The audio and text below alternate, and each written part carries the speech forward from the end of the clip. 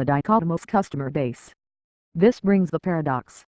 Because while the 488's customer base is seemingly split between these hard-driving alpha males and leathery debauchees, there's only really a single car, one that now has the option of a neat folding hardtop. It's not long since buying an open-topped Ferrari meant making significant sacrifices beyond merely the increased risks of acquiring skin cancer and a much younger wife.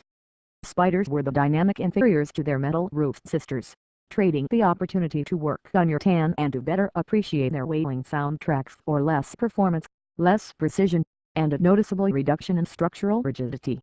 No longer. The 488 Spyder is so close to being the equal of the GTB in every regard as to make no difference.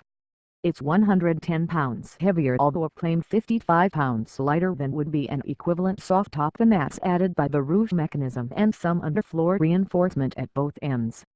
Yet Ferrari claims an identical 3.0 second 0 to 60 mph time for both versions and says they're only 0.3 seconds apart by the time they reach 124 miles per hour, which the Spyder manages in 8.7 seconds. More remarkably, the 488 Spyder is within a second of the GTB around lap of the company's Toronto circuit, and with its roof raised has, Ferrari says, 95% of the torsional rigidity of the coupe. Beyond the need to find slightly more money, and losing the chance to see the twin-turbocharged V8 through the GTB's clear engine cover, you don't really lose anything by picking the Spyder.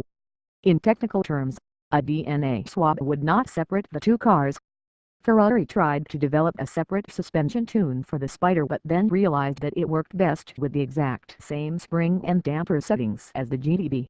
The adaptable systems apparently are quick-witted enough to effectively cancel out the slight differences in mass and structural strength. Ferrari is particularly proud of the vehicle response time of 0.06 of a second, this being the time between making a steering input and the car starting to react. It's the same for both cars and just as quick as the hardcore 458 Spesivication.